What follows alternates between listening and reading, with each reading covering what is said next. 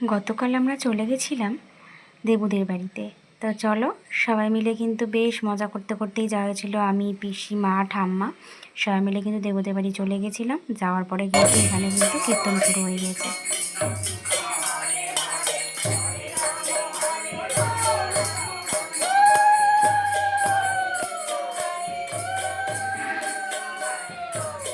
এখন কিন্তু হবে ভোগ আরতি।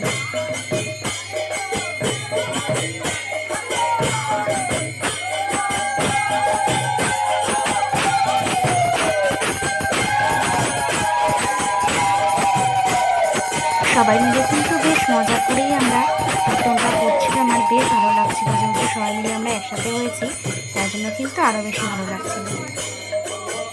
আরতি শেষ হওয়ার পরে আমরা সবাই কিন্তু ভগবানের দর্শন করলাম। তোমরাও দেখো কত সুন্দর শৃঙ্গার হয়েছে।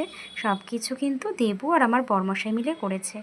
কত সুন্দর লাগছে না দেখো, ব্যাকগ্রাউন্ডে ডেকোরেশন কিন্তু দেবু করেছে আর ঠাকুরের শৃঙ্গার কিন্তু বর্মশাই করেছে। সব কিছু দেখার পরে কিন্তু সবাই মিলে চলে এসেছি এখন ছাদে। খাওয়া দাওয়া হবে। মা, দেবু, বর্মশাই মিলে কিন্তু সবাইকে এখন খাওয়া সার্ভ করা শুরু করে দিয়েছে।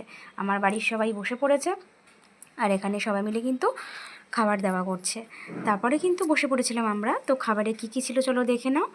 প্রথমে পড়ে গেছিলো কিন্তু স্যালাড, তারপরে কিন্তু গরম গরম এখানে ফ্রাইড রাইস, তার সাথে কিন্তু আমি একটা লঙ্কা নিয়ে নিয়েছিলাম। এবারে চলে এসেছে কিন্তু ঝাল ঝাল লাল লাল আলুর দম। এই আলুর দমটা কিন্তু দারুণ হয়েছিল। প্রত্যেকটা রান্না কিন্তু আমার বরমাশাই করেছে।